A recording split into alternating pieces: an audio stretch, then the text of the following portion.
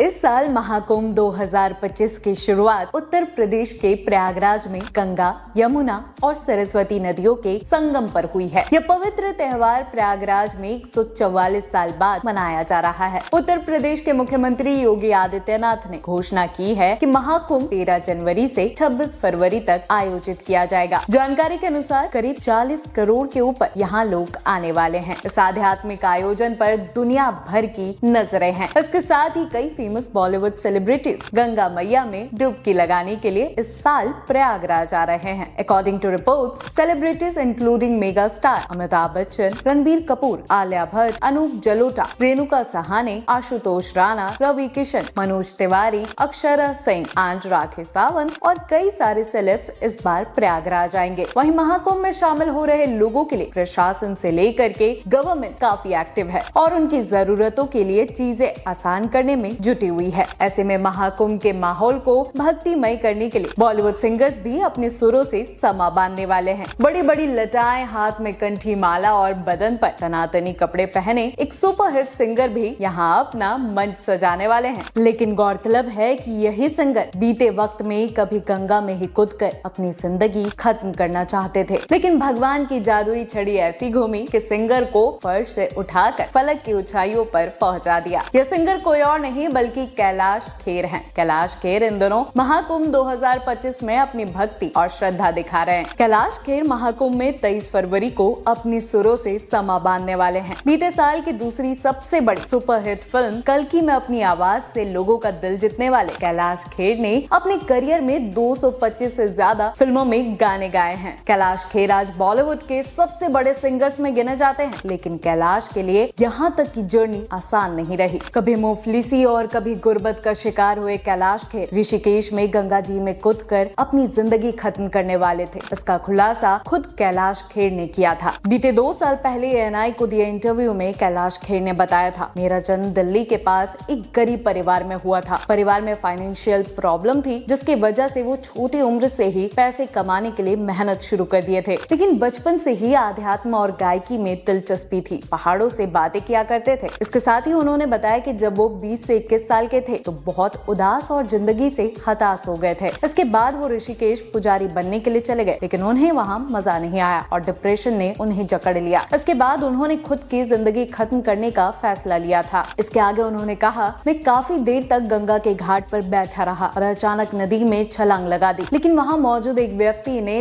तुरंत उनके पीछे कूदकर उनकी जान बचा ली। उसने उन्हें जोरदार थप्पड़ लगाया। इसके बाद उन्होंने बताया कि मैंने खुद कमरे में बंद कर खूब पिटाई लगाई। उस दिन के बाद मैंने ये विचार छोड़ दिया। यहाँ ऋषिकेश में कैलाश खेर लंबे समय तक रहे और अपने भगवान के साथ विश्वासों को परखते रहे। एक समय ऐसा आया जब कैलाश खेर ने मुंबई जाने का फैसला लिया और यहाँ से शुरू हुआ उनका स्ट्रगल। लेकिन यहाँ कैलाश की आवाज ने लोगों के कानों में ऐसा शहद घोला कि चंद फिल्मों ने ही उन्हें स्टार बना दिया। अब कैलाश खेर अपनी तरह के एक अनोखे सिंगर हैं। कैलाश खेर भगवान में काफी विश्वास रखते हैं और इन दिनों महाकुंभ में भक्ति कर रहे हैं। यहाँ पहुंचकर कैलाश खेर ने अपने फैंस के साथ भी इंस्टाग्राम पर कई फोटोज शेयर किए हैं। इंस्टाग्राम पर भी कैलाश खेर की तगड़ी फैन फॉलोइंग है। 1.4 मिलियन से ज्यादा लोग उन्हें फॉलो करते हैं। तो यह तो थी कैलाश खेर की कहानी, जिनकी जिंदगी गंगा मैया ने बदल दी। अगर आपके साथ भी कुछ ऐसा ही चमत्कार हुआ है तो हमें कमेंट सेक्शन में जरूर बताएं।